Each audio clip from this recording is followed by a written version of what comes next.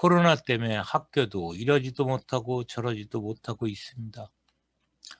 그래서 재수 온 붙은 게 아니라 지금 이 추세로 가면 여러분들 꽃길만 걷자, 이걸 제 얼굴로 보고선 끝날 것 같아. 지금 판단하건대 코로나가 잦아들 것 같지가 않다. 인도나 영국 뭐 이런 경우. 여러분들 언론에서 보겠지만 이스라엘 같은 경우에는 어떻게 돼요? 마스크 벗은 거 부럽죠? 거기에 뭐 우리나라가 백신 안 구한 것도 있겠지만 그동안에 1년 반 정도 되다 보니까 지쳐서 사람들이 이제는 어떻게 할지 몰라서 그냥 아유 막 가는 그런 경향도 없지 않아 있고, 정부가 감질나게 2주 연주 그냥 연기 하다가 국무총리 싹 도망갔죠. 맨날 웃다가 2주 그러다가 지금 뭐 총리 아직 없지? 청문회 안 했으니까 이런 거고, 부동산 사고 친 장관도 그냥 가서 랄라룰루 하고 있고, 부동산 가격은 계속 오르고 있는 게 우리 경제의 현실입니다. 그럼에도 불구하고 우리는 학생이잖아. 공부를 해야지. 어떡하니? 기성세대의 잘못은 라떼는 말이야 이렇게 얘기를 하는데, 저는 그런 얘기하고 싶은 게 아니라 정말 우리 때보다 힘든 것을 여러분이 살고 있어요. 나 때의 경우에는 책만 보면 돼. 그리고 참고서 하나 정도만 보면 훌륭한 이게 됐는데, 지금은 뭐 인터넷의 발달로 너무 자료가 많아. 너무 많다 보니까 정보의 오남용으로 여러분이 뭘 믿어야 될지도 모르고 거기에 기레기에 쓰레기 또는 잘못된 이런 것들이 많아서 더 혼란스러울 때가 있습니다. 교과서를 중심으로 과제를 해줬으면 좋겠고, 오늘도 화이팅입니다. 지난 시간에 소득 불평등에 대해서 조금 배웠었어. 소득 불평등. 그 10분위 계수 또는 진위 계수. 그 10분위 분배 이루고 진위 계수에 구분하는 거였고, 소득 불평등의 결정 요인이 우리 사회 전체에 어떻게 붙이냐. 여러분이 언론에서 많이 들었겠지만 양극화 얘기해요. 부자하고 가난한 사람, 양쪽 극에 있는 사람들의 격차가 커진다. 커지는 게 굳어지는 걸 고착화라고 얘기를 하죠. 그래서 계층별 소득 격차를 가져오는 요인들은 능력의 차이일 수가 있어. 능력의 차이. 손흥민하고 이명훈하고, 그치? 손흥민의 축구를 잘 차는 거.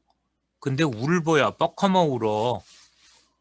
손흥민은 뻑하면 울어. 우승 못하면. 그것도 안타까운데 눈물은 감추는 게 효과적이야. 가끔은 울어도. 가끔은 우는 게 정서에 도움이 되지만, 손흥민처럼 무조건 골 못 넣었다고 울고 졌다고 운다 그러면 눈물의 값어치가 없어지는 것 같은데, 일단 능력의 차이가 있다. 두 번째, 우연적 요인.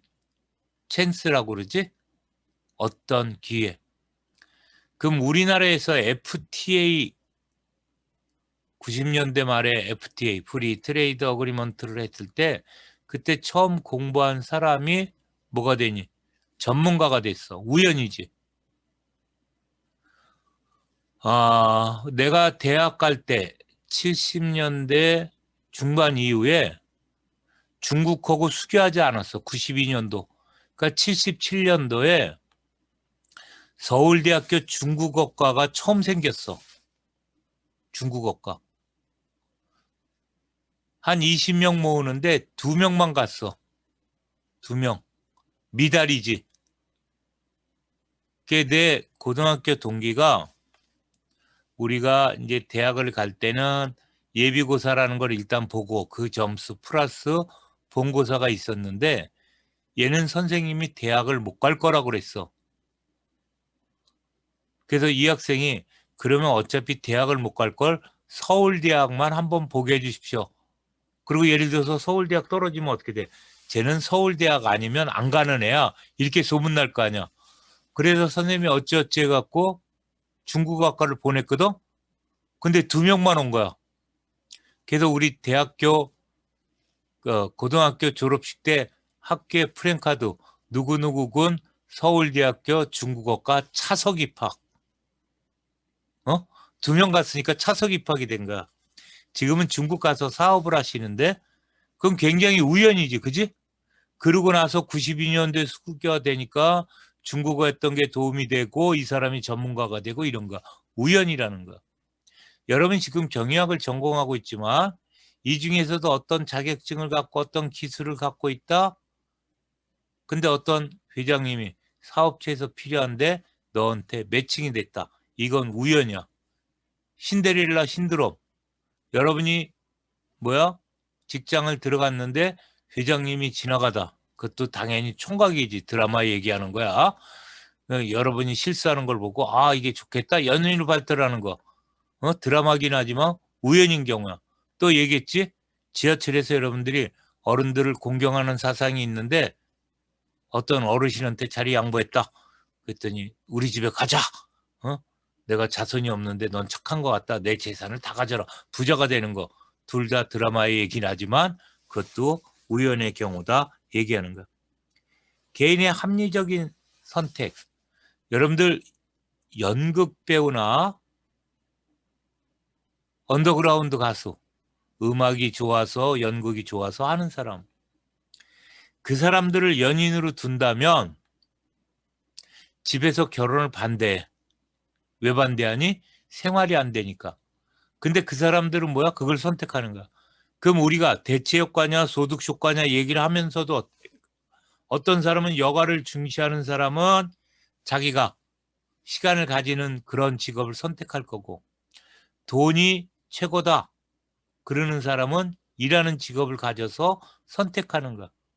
그래서 여러분들이 얼마만큼 일하고 얼마만큼 일하고 얼마만큼 쉬고 그래서 프로 운동선수들은 젊은 날에 바짝 벌어서 노후에 쉬고 있는 거지. 박지성이 같은 경우는 선생님보다 어리죠. 근데 은퇴 갖고 무슨 축구 이사장. 김연아도 훨씬 어리죠. 광고 모델 하고 있는데 그런 거야. 김연아의 발을 보면 고생할 거고. 손현재도 은퇴했나? 그렇지. 그냥 은퇴하고. 연예인도 어떻게 돼? 나이 들어서 하는 경우도 있지만 연예인 얘기 나왔으니까 하잖아. 어저께는 굉장히 기쁜 날이죠. 우리나라의 그 윤여정이라는 배우 요즘 무슨 윤스테이에서도 나오고 뭐도 나오고 막 이랬던 사람인데 주연보다는 그 사람은 조연을 많이 했어. 할머니 역할 이런 거 이웃집. 오스카상이 64년 됐는데 동양인 여배우한테 준 건 처음이래. 그걸 했잖아. 더 인터뷰하는데 멋지게 얘기했던 게 뭐니?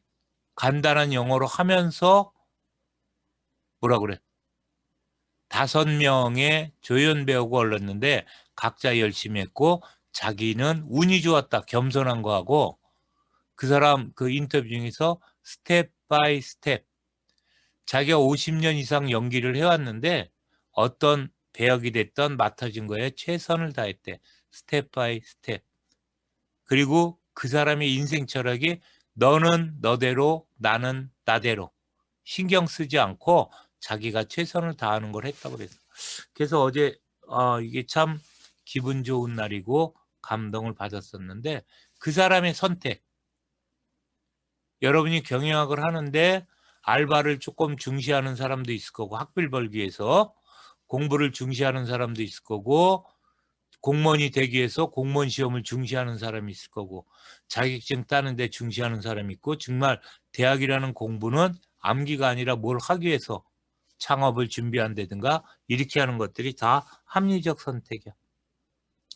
그 다음에 인적 자본의 투자.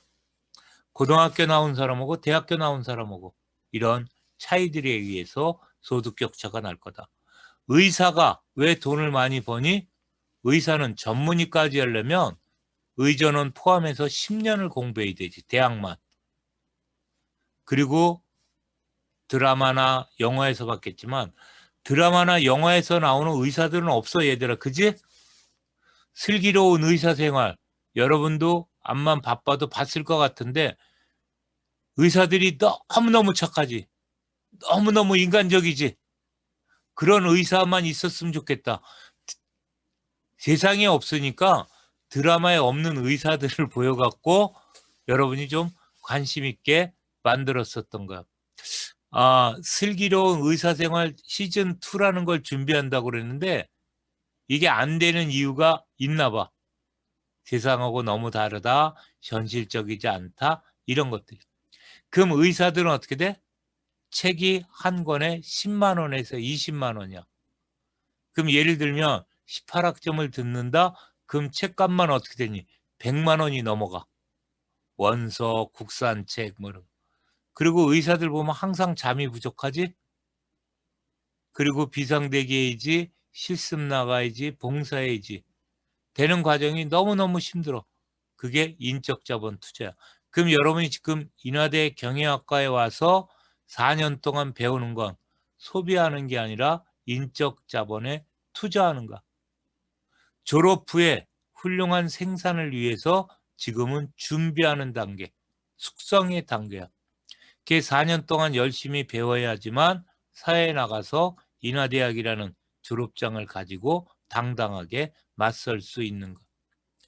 온더잡 트레이닝, 업무상에서 배우는 거, 온더잡. 오프더잡 트레이닝, 여러분이 외부에 나가서 배우는 거. 그게 두 가지로 있어.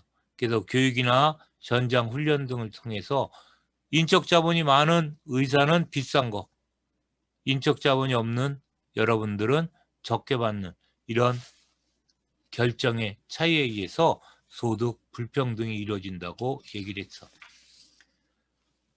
그럼 소득 불평등을 결정하는데 어떤 경우냐? 포괄적인 소득 분배에 대해서 여러 가지 원인, 학자들마다 이 얘기를 다르게 얘기를 해. 포괄적 소득 분배 이론.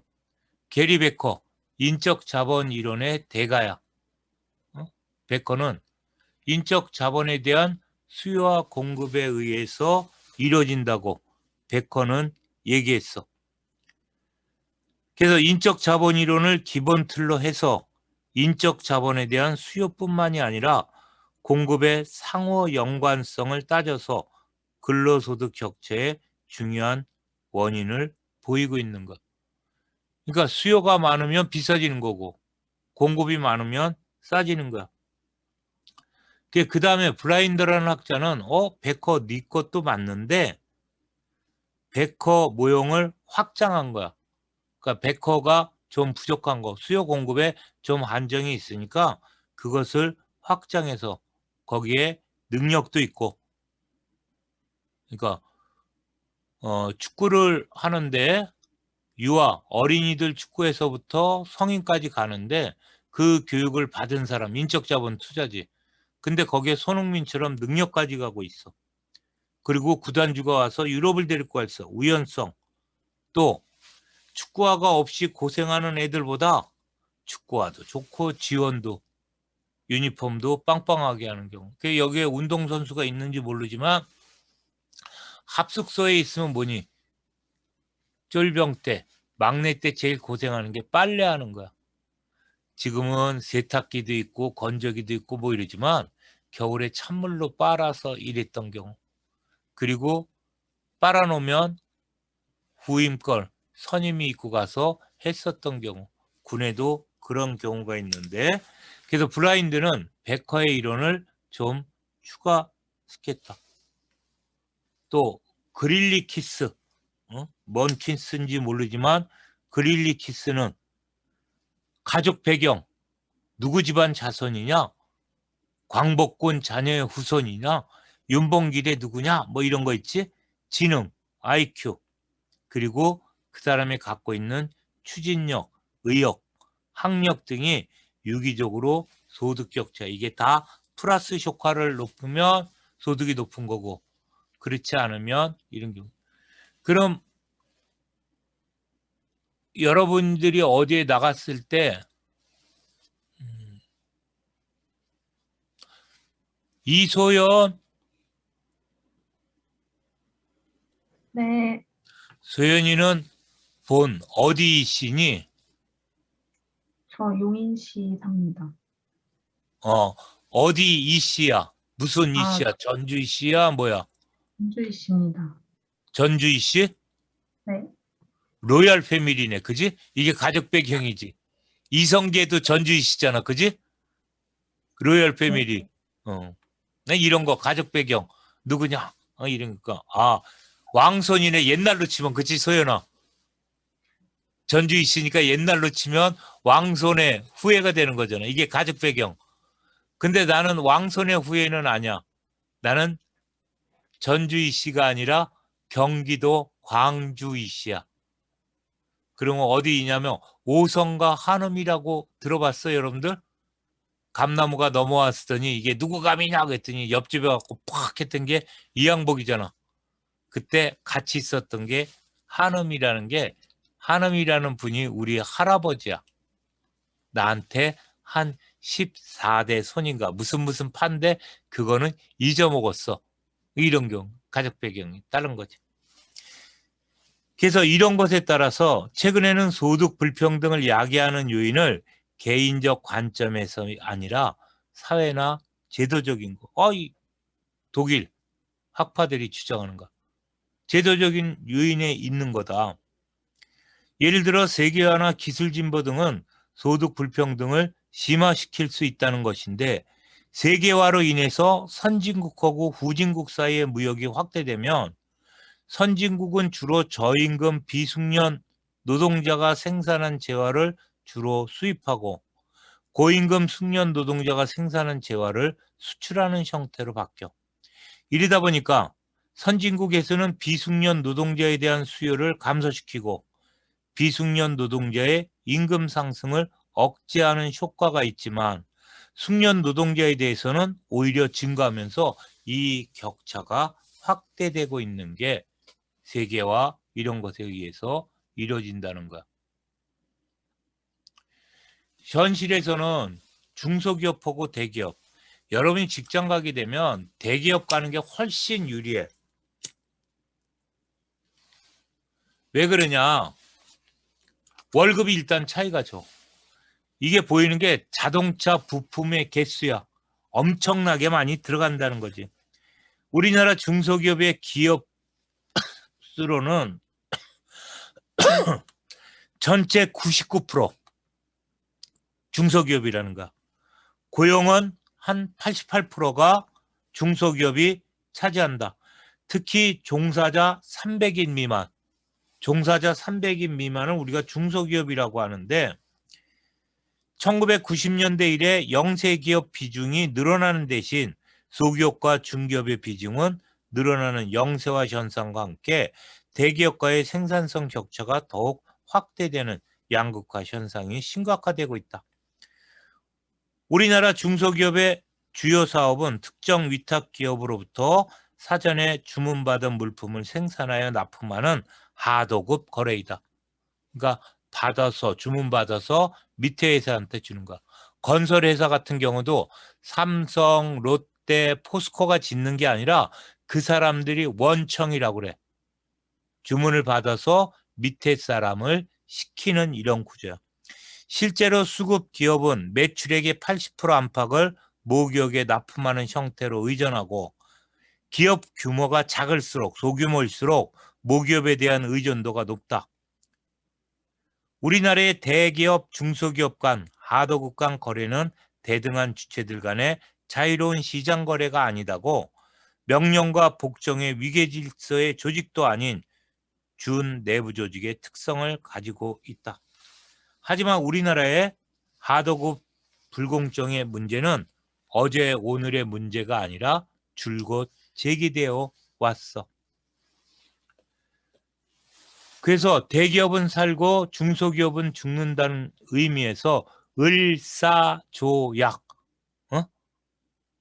섬뜩하지, 그지? 을사조약. 을은 죽고, 갑은 산다. 이래서 을사조약이라고 그러는데. 중소기업 실태조사에 따르면 하도급의 애로사항 설문조사에서 납품 단가 인하, 물건을 줬는데 가격을 인하하는 거, 원자재 가격 상승분을 납품 단가의 미반영. 물건을 만들어 보내야 되는데 재료비는 올랐어. 근데 가격은 올리지 않는 거야. 짜장면 가격은 4,000원인데 밀가루도 오르고 양파도 오르고 거기에 들어가는 재료가 올랐다. 근데 4,000원을 못 넘게 하는 거. 이런 거랑 똑같은 경우지. 원자재 가격 상승분의 납품 단가 미반영, 위탁 기업과 원가 산정에 대한 상충. 이런 납품 단가 문제가 압도적인 문제, 애로사항으로 나아가고 있다. 그래서 우리 교과서에서는 이익 공유제, 이익이 나면 갑과 을이 나눠 먹자. 이론상으로 좋은데 그렇지 않은 거야. 자, 여러분하고 내가 일을 따왔어. 무슨 프로젝트를 따와갖고 한 100억짜리 한다고 그러자. 여러분하고 같이 일했어. 그럼 50%, 여러분 50%, 나하고 50%. 이렇게 되나? 아니지. 내가 원청 받아왔으니까 내가 80% 갖고 여러분한테 20% 주는 거지. 여러분 억울하다고 그래? 안 억울하고 그래? 억울하다고 얘기를 못해. 내가 원청을 받으니까. 그러니까 가끔가다 교수들이 연구비 착복하는 게 그런 문제야. 여러분한테 돌아가는 걸 교수들이 착복하는 거야. 자기가 더 가는 게. 이게 사람의 욕심이야. 그게 원청하고 하청의 문제도 이런 것들이 계속 일어나고 있다는 걸 그 현실과 여기에서 보이고 있지. 그게 우리나라도 이걸 하기 위해서 굉장히 개선하려는 노력이 있었으나 아직도 그것에 대한 특별한 경우가 없다. 공정거래법, 하도급법을 엄정하게 집행하고 있지만 힘있고 빽 있는 놈들은 다 빠져나오는 거야. 아시아나 사주가 누구였었어? 이스타나 항공 국회의원이지? 근데 그 사람도 어떻게 돼? 다 빠져나가지. 중소기업 상호 간의 수평적 네트워크. 그럼 내가 원청기업이고 중소기업이 여러분이야. 그러면 여러분 일하는데 이명훈이라는 회사는 하지 마. 걔네는 아주 원가도 올려주지 않고 나빠. 이렇게 할 수 있는. 그래서 중소기업 중앙회라는 게 있어. 여의도에. 근데 그렇게 어때? 그들이 힘을 못 쓰고 있지. 하도급 거래 구조에 대해서 정확한 정보를 축적하고 다 축적돼 있어. 중기청에도 있고 중소기업청 담당하니까. 은행, 중소기업 은행에서 대출받은 자료 있고 중앙에도 있고 전산, 국세청에도 다 있는데 뭐야. 뭐 정보를 축적하고 공개하는 시스템이 필요한 건 아니야. 필요하지 공개한 건 아니야. 여러분들 주민등록번호가 있다시피 회사들도 다 고유번호가 있어서 매년 세금을 신고하잖아. 그것만 봐도 이 사람들이 애로사항이 뭔지 알아. 납품 단가의 문제, 성과를 공유하자, 안에 베니핏 쉐어링, 이익 공유제 하자고 그러는데 대기업들이 안 하는 게 일반적인 형태야.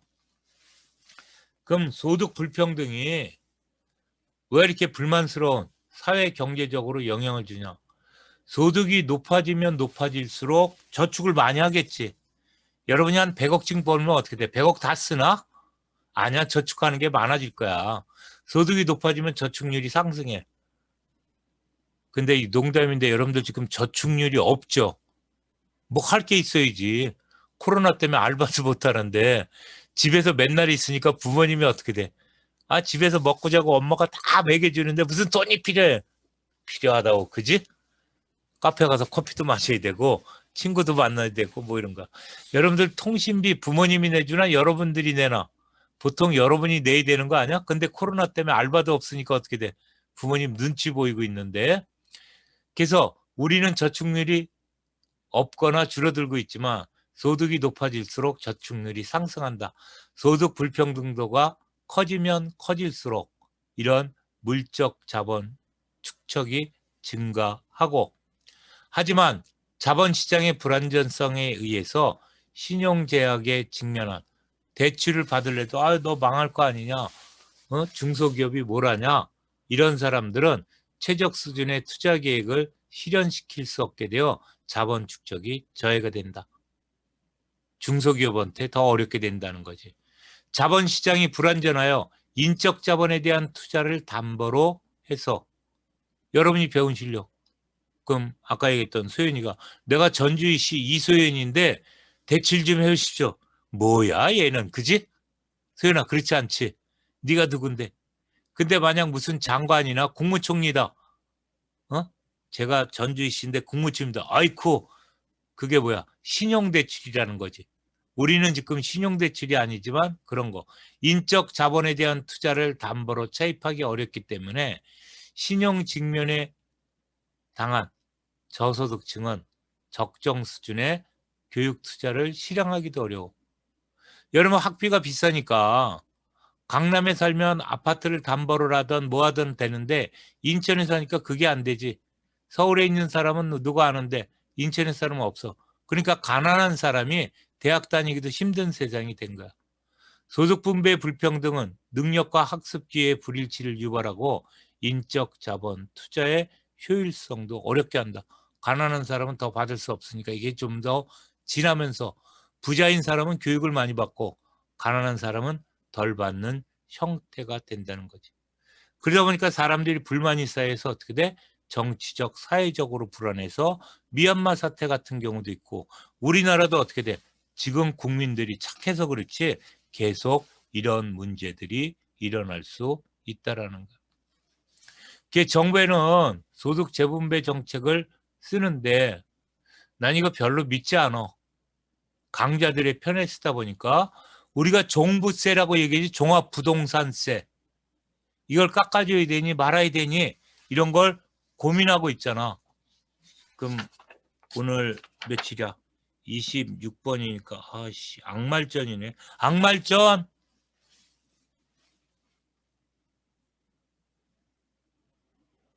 네, 교수님. 악말전 대한민국의 종합부동산세라는 걸 들어봤어? 네, 들어봤습니다. 그러면 어떤 건지 알고 조금은 알고 있지? 네, 깎아줘야 돼? 아니면 그냥 지금 현행대로 유지를 해야 돼?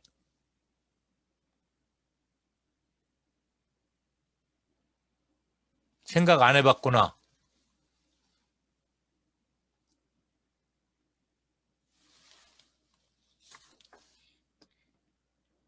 교수님 잠시만요. 좀 마이크가 문제가 있어서. 마이크 문제 있어? 그러면 이제 마이크 상황 안 좋으면 다음에 하는 거로 하고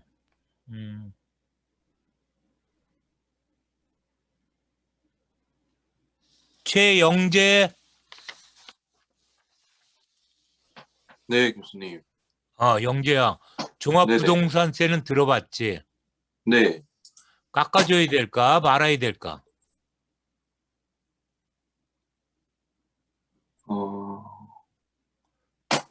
영재는 지금 그래도- 종합부동산세에 해당되지 않아. 네. 재산이 많지 않으니까 종합부동산이 없으니까 네. 어떻게 해야 될 것 같아? 그래도 장기적인 측면에서는 그래도 좀 많이 걷는 게 낫지 않을까요? 그렇지 우리가 돈이 없으니까 걷어야 돼. 근데 지금 종합부동산세 뭐 그리고 토지 현실하는 게 9억 이상이라고 얘기를 하잖아. 네. 9억이면 영재나 나는 9억이 없지만 여러분들 서울 사는 사람들 특히 용인도 마찬가지일까 부천도 마찬가지고 부동산 옆에 지나가 보면 어디 아파트 뭐 이런 것들이 있어. 영종도 아파트가 2년 전에 2억 5천이었었는데 지금 6억 5천인데도 4억이 올랐는데도 못 구한다고 그러는 거야. 그리고 서울은 20억 30억짜리 많이 있잖아.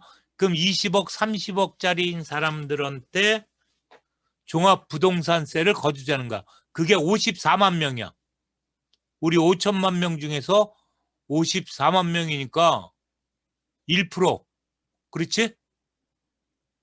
그럼 1%한테 받아야 되냐 말아야 되냐. 근데 반대하는 사람도 있어.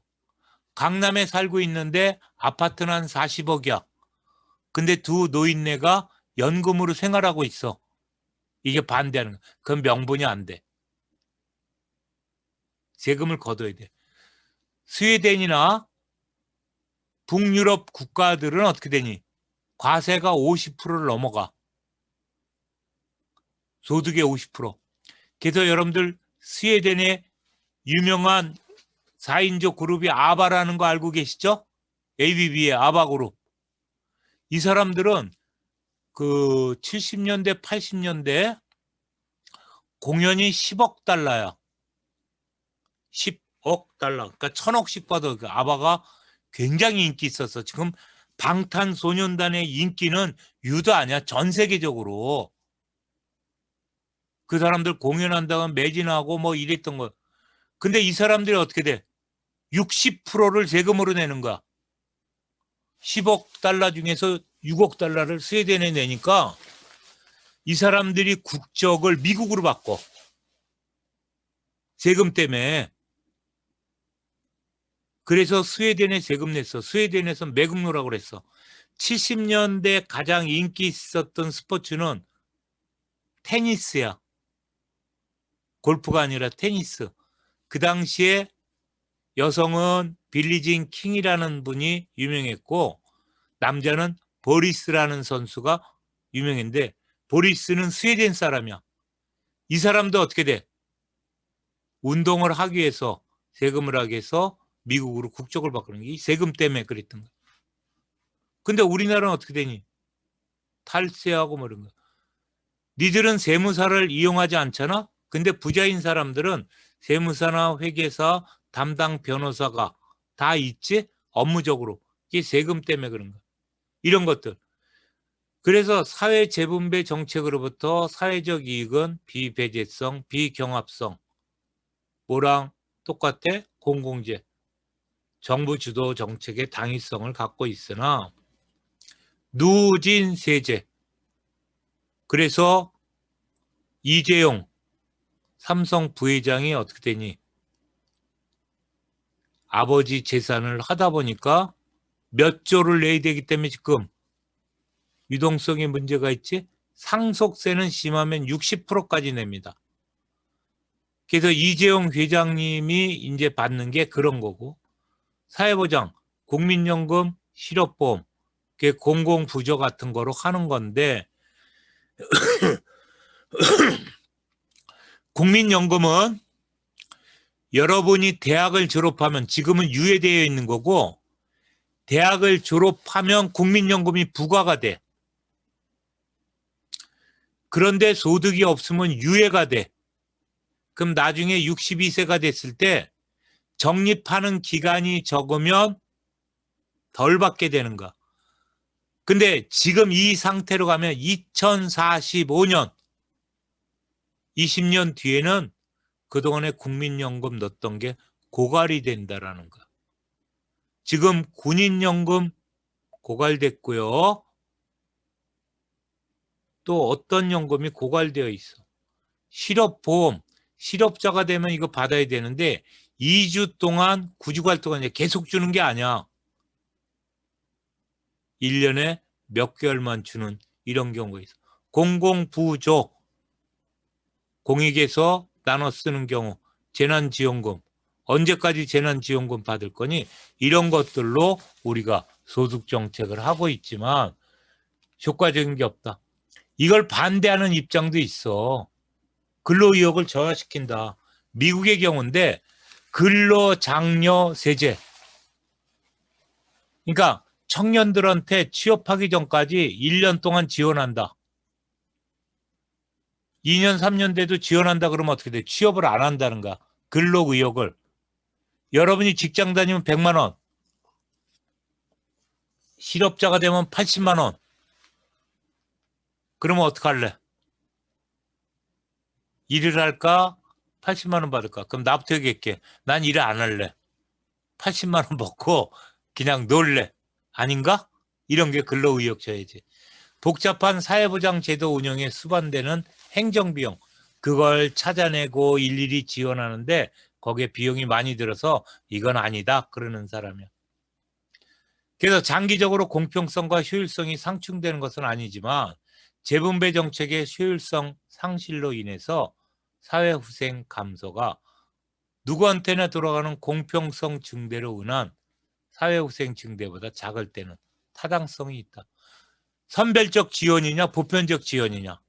보편적 지원은 공평성이지만 선별적은 어떻게 돼? 필요한 곳에 주는 게 맞는가. 그러니까 효율성이 크다면 선별적. 아니다. 공평성이다. 그러면 누구나 주는 거. 그래서 1차 재난지원금은 한 가구당 100만 원씩 나왔어. 2차, 3차, 4차는 어떻게 돼? 소득이 없는 자영업자, 더 작은 사람일수록 주자라는 게 지금 시행되고 있는 거예요. 그래서 이것에 의해서 재난지원금을 주고 있어. 다음 챕터로 들어가기 전에 잠깐 재정비하고 한 10분 정도 쉬고 그리고 그 다음 챕터로 들어가자. 잠깐만 쉴게.